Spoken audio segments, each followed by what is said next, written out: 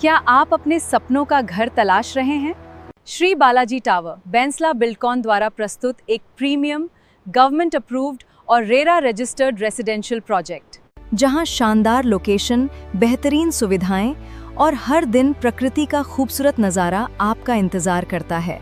Neral railway station से सिर्फ 5 minute की walking दूरी पर। हर सुबह अपनी बालकनी से देखें खूबसूरत माथेरान का मनमोहक व्यू और खुली हवा का आनंद लें।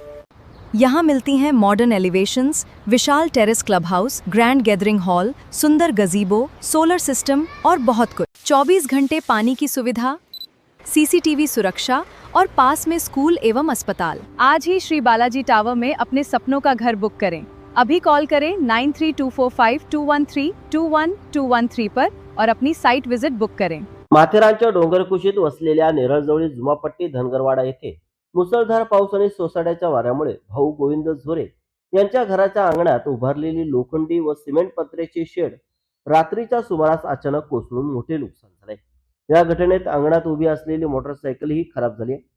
झोरे कुटुंबाच्या 2 घरांमध्ये एकूण 12 जण वास्तव्यास असून त्यामध्ये लहान मुले व ज्येष्ठ नागरिकांचा समावेश आहे। सुदैवाने सर्वजण घरात असल्याने कोणतीही जीवितहानी झाली नाही।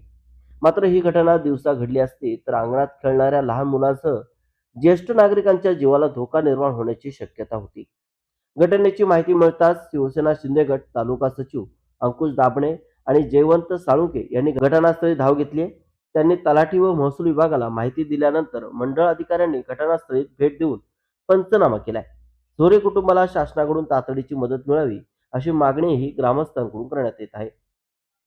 2 दिवसापासून खूप वारा पाऊस होता आणि आज जोरात भरपूर वारा पाऊस होता आणि ते रात्रीच्या सुमारास एकदम जोरात हवा आल्यामुळे आणि जोरात आवाज आला आणि एकदम वरती उचलून खाली पडल्यानंतर आम्ही बाहेर आलो, बघतोय तर हे सगळं कोसळलेलं दिसलं आम्हाला।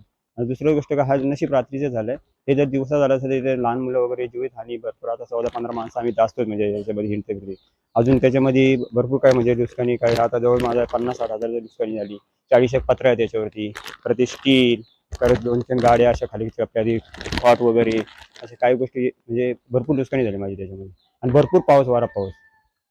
माझी एवढी शासनाला विनंती आहे का मला शासनाने काहीतरी याच्यावर भरपाई द्यावा भरपूर, कारण मी मोलमजूर करणारा माणूस आहे। माझ्याकडून काही एवढं होणं शक्य नाही, हळूहळू करून केलेलं होतं आणि त्याच्यामुळे शासनानं काहीतरी माझी म्हणजे भरपाई द्यावा, मला मदत करावी, हेच माझी विनंती आहे शासनाकडे। एवढं बोलून मी माझे 2 शब्द संपवतो।